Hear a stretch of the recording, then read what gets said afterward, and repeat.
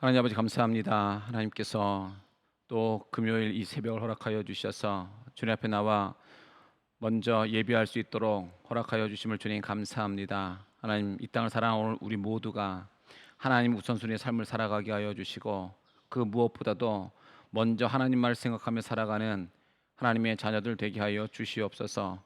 이 한 시간 주님께서 함께하여 주심을 믿고 감사드리며 예수님의 이름으로 기도드리옵나이다. 아멘. 우리 함께 말씀 보겠습니다. 우리 목회자가 들려준 성경 이야기 주제 성구인 디모데후서 3장 16절과 17절 우리 두 구절을 함께 말씀을 봉독하도록 하겠습니다. 모든 성경은 하나님의 감동으로 된 것으로 교훈과 책망과 바르게 함과 의로 교육하기에 유익하니 이는 하나님의 사람으로 온전하게 하며 모든 선한 일을 행할 능력을 갖추게 하려 함이라. 아멘. 다윗은 그가 하나님 앞에 귀하게 쓰임 받은 자였지만 그는 또한 하나님 앞에 범죄한 자이기도 했습니다. 결국 나단 선지자에 의해서 밧세바를 범한 그 죄에 대한 부분을 이야기를 듣게 되고 또한 그가 이제는 자신의 죄에 대해서 진실하게 회개하게 되어지지요. 그러나 하나님은요, 회개한 다윗의 죄는 그 용서해 주셨지만 죄에 따른 그 보응을 내리시는 공의의 하나님을 다윗은 다시금 만나게 되어집니다. 바로 밧세바와 다윗 사이에 불륜의 관계에서 태어난 아이가 선지자의 말대로 그 아이가 죽게 되어지는 것이죠. 그리고 하나님께서는요, 그 아이 대신에 이제 솔로몬을 허락해 주십니다.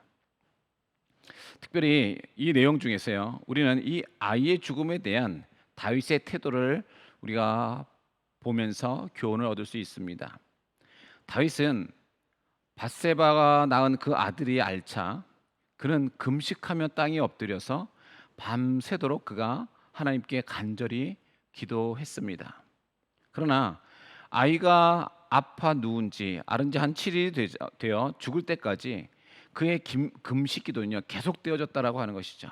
왜냐하면 여호와께서 불쌍히 여기시고 아기를 살려 주실지 모르기 때문이었습니다.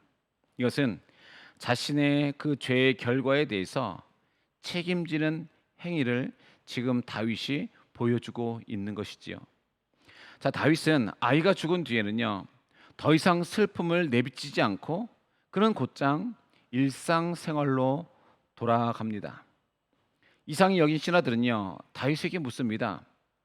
왕이여, 아이가 살았을 때는 그를 위하여 금식하고 우시더니 죽은 후에는 일어나서 잡수시니 이 일이 어찌 된 것입니까? 라고 묻죠. 그때 다윗은 말합니다. 사무엘하 12장 22절에서 23절에 이렇게 기록하고 있습니다. 이르되 아이가 살았을 때에 내가 금식하고 운 것은 혹시 여호와께서 나를 불쌍히 여기사 아이를 살려 주실는지 누가 알까 생각함이거니와 지금은 죽었으니 내가 어찌 금식하랴 내가 다시 돌아오게 할 수 있느냐 나는 그에게로 가려니와 그는 내게로 돌아오지 아니하리라 하니라. 다윗이 부모의 정도 없는 그런 냉정한 사람이어서가 아니라요, 그는 회개한 후 더욱 철저하게 하나님의 주권을 인정하는 자가 되었음을 오늘 말씀은 지금 의미하고 있다라고 하는 것입니다. 다윗은 자기의 그 죄의 대가로 죽어가는 아이의 비참한 모습을 보면서 말할 수 없는 그런 고통 가운데에 아이가 회복될 수 있도록 하나님의 그 놀라운 은혜를 간구하면서 그는 식음을 전폐하고 기도했습니다. 그러나 아이가 죽은 뒤에는 생사화복을 주장하시는 하나님의 주권을 인정하는 그런 면에서 자기 슬픔을 억제하고 하나님께 순종하면서 평상시에 자기 모습을 되찾은 것입니다.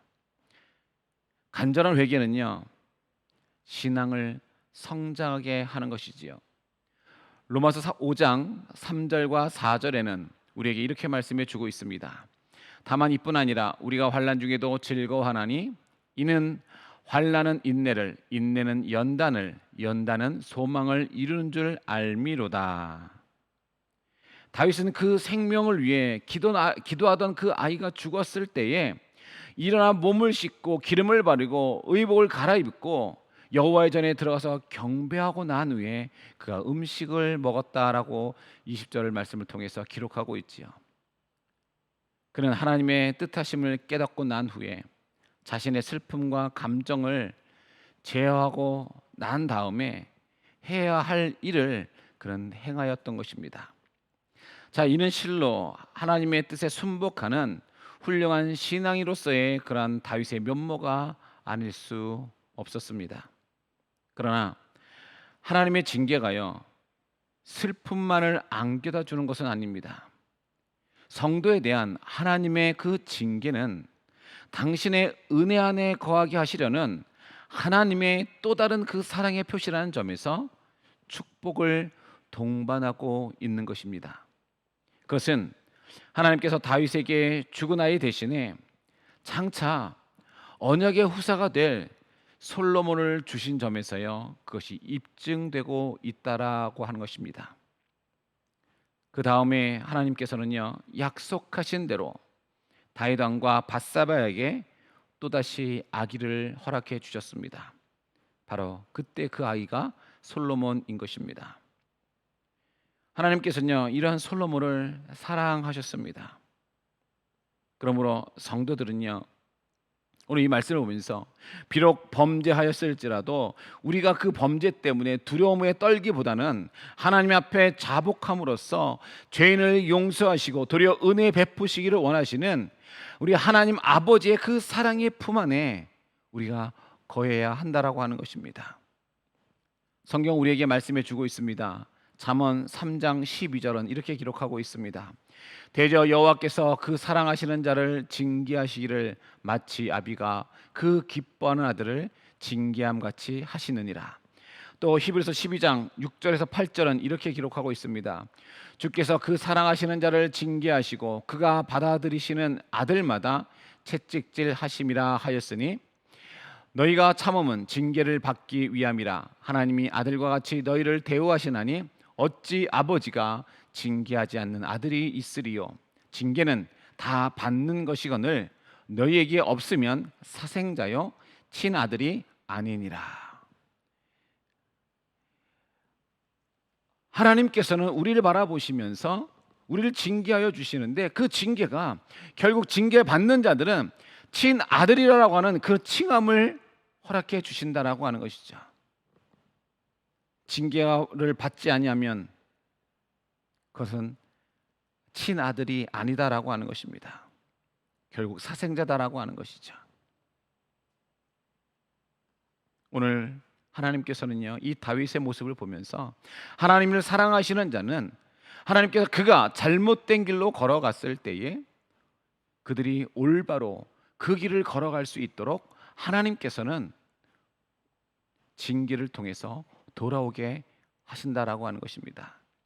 그러므로 오늘 우리가 살아감에 있어서 힘들고 어려움이 있고 혹 내 가운데에 이런 고난과 징계가 있을 때에 하나님을 먼저 생각할 수 있는 오늘 우리의 모습이 되어져야 할 것입니다. 하나님께서는 우리가 바로 서길 원하고 계십니다. 하나님께서는요, 오늘 우리가 하나님이 원하시는 그 올바른 길을 걸어가기를 원하십니다. 그렇기 때문에 오늘 우리에게 징계를 주시는 것입니다. 자, 다윗이요, 이제 골리앗을 돌멩이로 죽인 때부터 시작하여져서 이제 수없이 이방 나라를 정복하는 동안 하나님께서는요, 언제나 그와 같이 계셨고 또한 평화로운 시대를 한동안 그에게 허락해 주셨습니다. 그동안 다윗 왕의 아들들도요, 모두 다 장성하여져서 이제 그들이 어른들이 다 되어졌다라고 하는 것이죠. 이 다윗 왕의 아들들 중에 셋째 아들 압살롬은요, 그 아들 중에 인물이 가장 뛰어나서 특히 이 왕의 사랑을 받은 자였습니다. 압살롬은 그 머리털이 무거워서 그는 해마다 머리털을 잘라야만 했습니다. 그 머리숱이 얼마나 많았는지 잘라낸 그 머리카락은요, 무게가 왕의 저울로 200세겔, 즉 약 3kg 정도 되었다고 하는 것이죠. 압살롬은요, 사치와 화려함을 좋아해져서 나들이 할 때도요 50명의 그 하인들을 대동하고 사람들의 이목을 집중시켰으며, 백성들은 그러한 겉모습을 보면서 이 압살롬 왕자를 흠모하였던 것입니다. 사무엘하 15장 1절은 우리에게 이렇게 말씀하고 있습니다. 그 후에 압살롬이 자기를 위하여 병거와 말들을 준비하고 호위병 50명을 그 앞에 세우니라. 자, 압살롬은요 아버지 다윗의 사랑을 받은 자였고, 또한 백성들로 하여금 그는 흠모의 대상이었던 그런 왕자였습니다. 그런데 그가요 이제 아버지를 반역하여서 왕이 되려고 하는 그러한 계획을 세우고 구체적으로 그 준비 작업을 그가 하게 되어집니다. 자, 압살롬은요 다윗을 배반하고 그는 스스로 왕이 되고자 했습니다. 여러분, 왕은요 하나님께서 기름 부으심으로 세우는 것인데, 그는요 이 정상적인 절차를 무시하였다라고 하는 것이죠. 자, 압살롬은 첫 번째 준비로서 병과 말들을 준비하여서 자기 개인의 그러한 세력을 그가 강화시켜 나아갔다라고 하는 것입니다. 또한 호위병, 즉 호위하는 이 특수 기병대를 무려 50명이나 세웠다라고 하는 것이죠. 그리고 압살롬은요 곧장 성문 앞길에 서서 백성들의 그 환심을 사기 위해 재판관 노릇을 그가 자처하였음을 우리는 볼 수가 있습니다. 사무엘하 15장 2절에서 4절은 이렇게 말씀해 주고 있습니다. 압살롬이 일찍이 일어나 성문길 곁에 서서 어떤 사람이든지 송사가 있어 왕에게 재판을 청하러 올 때에 그 사람을 불러 이르되 너는 어느 성읍 사람이냐 하니, 그 사람이 대답이 종은 이스라엘 아무 지파에 속하였나이다 하면, 압살롬이 그에게 이르기를 보라, 내 일이 옳고 바르다마는 내 송사를 들을 사람을 왕께서 세우지 아니하셨다 하고, 또 압살롬이 이르기를 내가 이 땅에서 재판관이 되고 누구든지 송사나 재판할 일이 있어 내게로 오는 자에게 내가 정의 베풀기를 원하노라 하고. 자, 압살롬은요 그가 성문 밖에 나아가서 송사를 가지고 오는 그러한 백성들을 향해서 자기 스스로가 재판관이 되고 있습니다. 그리고 그런 압살롬은요 그들의 문제를 잘 들어주고 또한 시원하게 풀어주었다라고 하는 것이죠. 백성들은 귀하신 왕자께서 손수 자신들의 그 일에 관심을 둔 데 대해서 무척 고마워했다라고 하는 것이죠. 여러분 생각해 보십시오. 왕자가 직접 나와서 자기들의 문제를 해결해 주고 있으니 얼마나 고마웠겠습니까? 아마 지금도 대통령이 내 소리를 직접 들어준다고 하면 아마 굉장히 고맙겠지요. 분명 사람들을 친절히 대해주는 것은요 좋은 일입니다. 그러나 압살롬은 진심으로 백성들과 친해지고 싶어서 그런 행동을 했던 것이 아니다라고 하는 것이죠.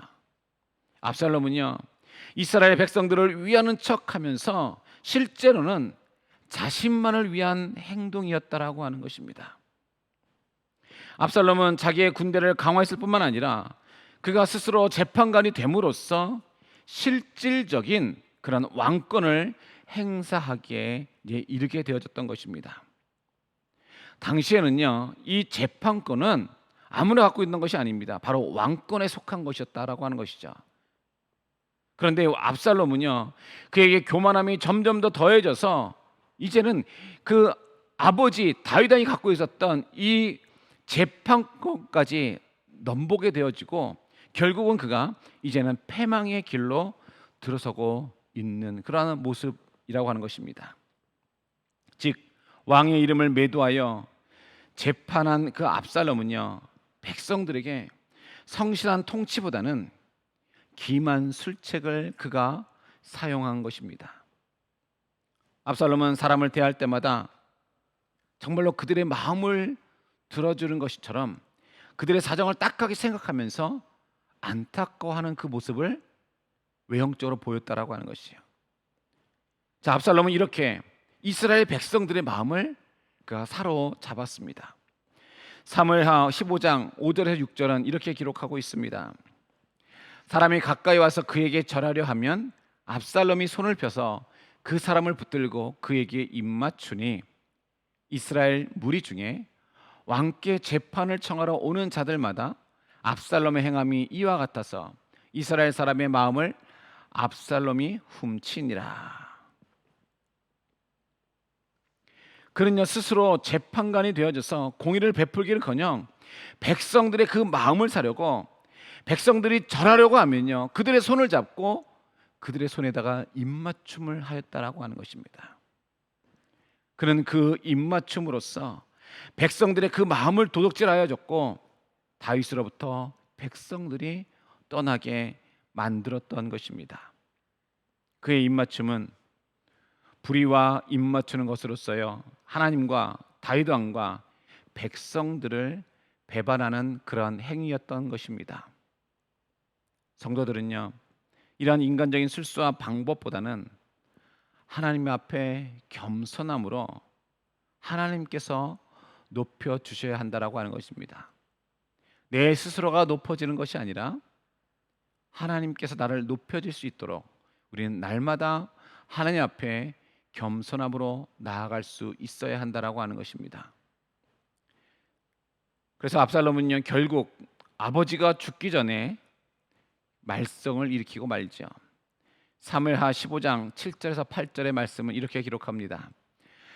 4년 만에 압살롬이 왕께 아뢰되 내가 여호와께 서원한 것이 있사오니 청하건대 내가 헤브론에 가서 그 서원을 이루게 하소서. 당신의 종이 아람 구슬에 있을 때에 서원하기를 만일 여호와께서 반드시 나를 예루살렘으로 돌아가게 하시면 내가 여호와를 섬기리이다 하였나이다. 자, 압살롬은요 이제 어느 정도의 시간이 지난 후에, 몇 년이 지난 후에 다윗에게 나아가서 헤브론에서 서원한 것이 있어서 이제는 그것을 지키러 가게 해달라고 다윗왕에게 얘기를 하는 것이죠. 다윗은 어떤 사람이었습니까? 그는 하나님의 말씀을 잘 알고 있고 또한 그 말씀대로 지키는 그런 왕이었다라고 하는 것입니다. 아들 압살롬이요 아버지 다윗 왕의 이러한 모습을 너무나도 잘 알고 있었다라고 하는 것이에요. 그렇기 때문에 그가 반역을 위한 그 계획을 준비하면서 헤브론에서 하나님 앞에 서원한 것이 있어서 내가 그곳에 가서 제사를 드리려고 합니다 라고 하면서 아버지에게 그곳에 가기를 요청을 하게 됩니다. 그래서 압살롬의 그 뜻대로 아버지 다윗 왕이요 허락을 하게 되어지죠. 압살롬은 왕을 속인 것이 만군의 여호와를 속였다는 그 사실을 몰랐다라고 하는 것이죠. 왜요? 하나님께서 왕을 세우셨기 때문에 그렇습니다. 자, 그리고 압살롬은요 예루살렘을 떠날 때에요 그냥 혼자 간 것이 아니에요. 100명의 부하를 데리고 갔습니다. 뿐만 아니라 다윗의 신하였던 아히도벨도 깨워서 자기 편으로 삼고 함께 떠나게 되어지지요. 압살롬은 헤브론에서 제사를 드린 후에 그곳에 모인 백성들 앞에서 그가 스스로 왕이 되어졌습니다. 사무엘하 15장 10절에서 12절까지는 이렇게 기록하고 있습니다. 이에 압살롬이 정탐을 이스라엘 모든 지파 가운데에 두루 보내 이르기를 너희는 나팔 소리를 듣거든 곧 말하기를 압살롬이 헤브론에서 왕이 되었다 하라 하니라. 그때 청함을 받은 200명이 압살롬과 함께 예루살렘에서부터 헤브론으로 내려갔으니 그들은 압살롬이 꾸민 그 모든 일을 알지 못하고 그저 따라가기만 한 사람들이라. 제사 드릴 때에 압살롬이 사람을 보내 다윗의 모삭길로 사람 아히도벨을 그의 성읍길로 해서 청하여 온지라. 반역하는 일이 커감에 압살롬에게로 돌아오는 백성이 많아지니라. 압살롬의 행동에서요 마귀의 정체를 알 수가 있습니다. 거기서 발견할 수 있어요.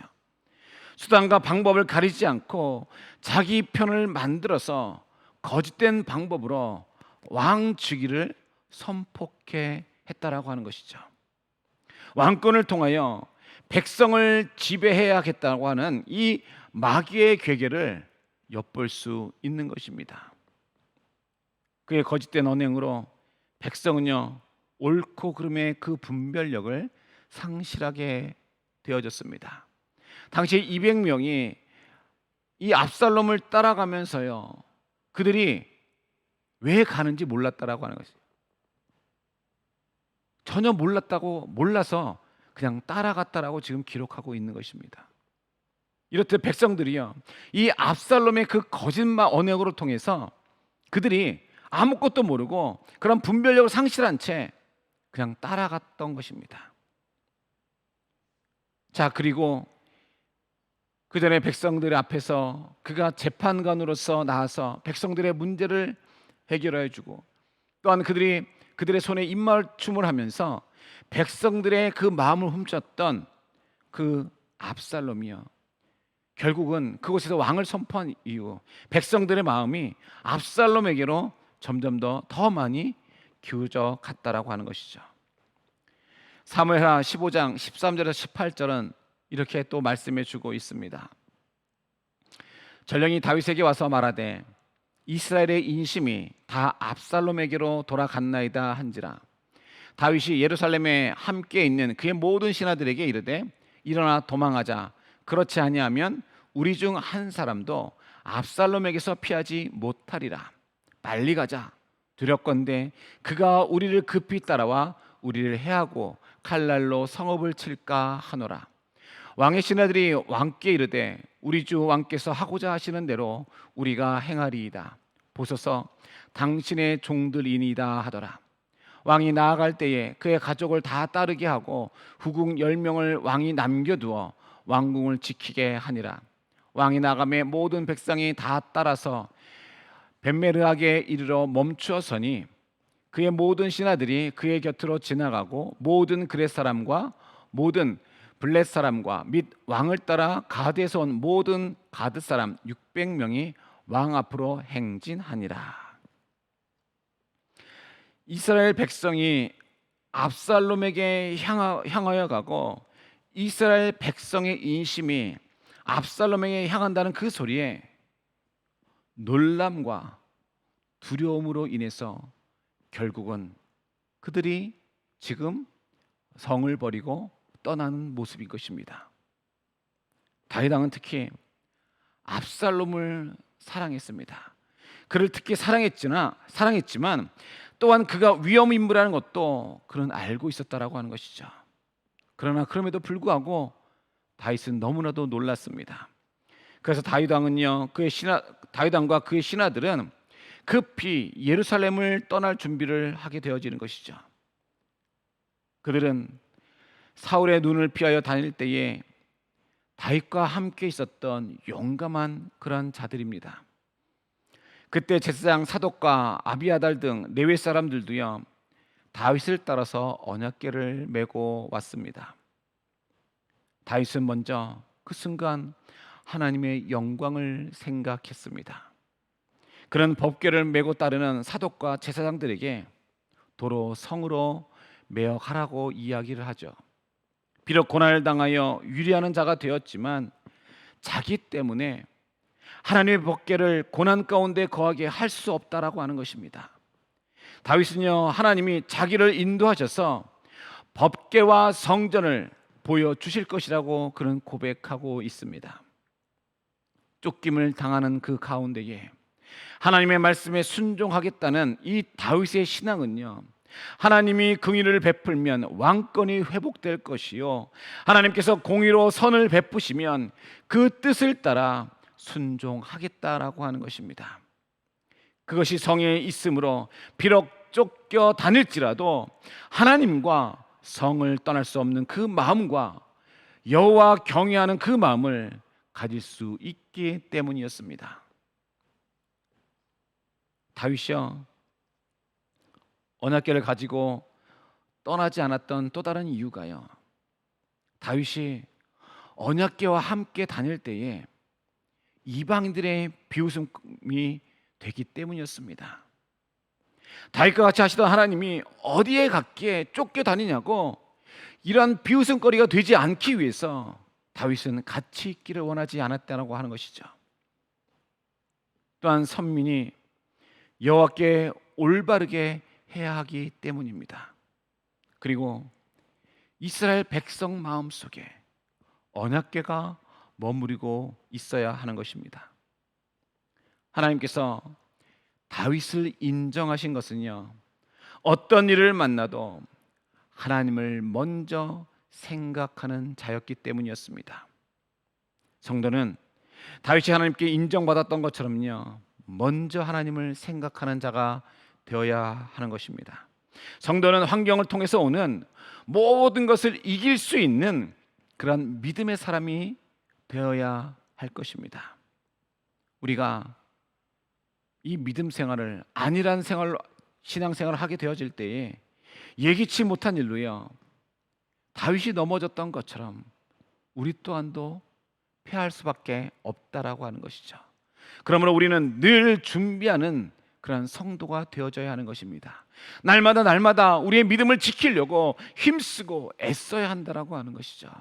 하나님이 주신 그 하루하루 속에, 그 날 속에 우리는 최선을 다해서 말씀 가운데 거하려고 노력해야 되고, 내가 말씀 붙잡고 살아야 되는 것이고, 날마다 하나님을 바라보면서 우리가 살아가야 한다라고 하는 것입니다.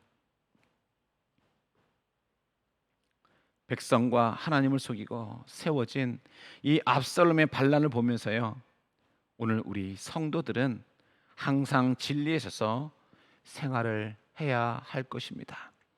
하나님께서 오늘도 우리에게 또 다른 새 하루를 허락해 주셨습니다. 이것은 나에게 당연한 것이 아닌 하나님께서 은혜를 베풀어 주시는 또 하루인 것입니다.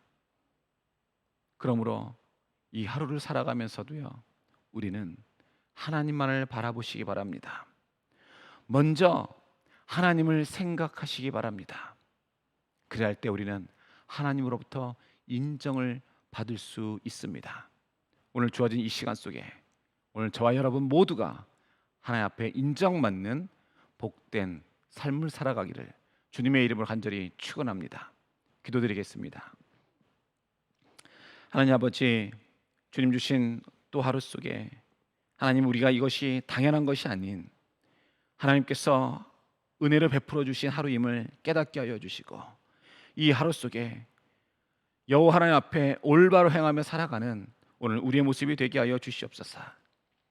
나의 모습을 통해서 우리 하나님이 조롱받지 않게 하여 주시고, 언제나 우리의 마음속에 하나님의 말씀을 머무르게 하여 줘서 우리의 삶을 통해서 하나님을 먼저 생각하는 하나님의 백성 되게 하여 주시옵소서. 항상 하나님만 생각하여 줘서 우리의 삶을 통해 모든 것을 이길 수 있는 믿음의 사람으로 설 수 있도록 우리를 주님 인도하여 주시옵소서. 언제나 어떤 환경 속에서든지 넘어지지 아니하고 주의 말씀을 붙잡고 주님만을 바라보면서 당당히 설 수 있는 승리하는 삶을 살아가는 하나님의 자녀들 되게 하여 주시옵소서. 이 모든 것 주님 앞에 맡겨오며 예수님의 이름으로 간절히 기도드리옵나이다. 아멘. 우리 시 함께 기도하시면서 오늘 말씀을 생각하면서 여러분 기도하시기 바랍니다. 하나님, 오늘도 허락하신 이 시간 속에 내가 주의 말씀을 내 마음속에 새겨 올바로 생각하고 나의 삶을 통해서 하나님이 조롱의 대상이 아닌 영광의 대상이 될 수 있도록 여러분 같이 기도해 주시기 바랍니다. 그리고 우리 또 계속 기도하실 때에 화면을 보면서 여러분, 우리에게 주어진 이 모든 그 기도 제목들 하나님 앞에 응답하여 달라고 여러분 간절히 기도하시고, 또한 여러분이 가지고 계신 기도 제목 놓고 기도하신 후에 모든 예배 순서를 마치도록 하겠습니다. 함께 기도드립니다.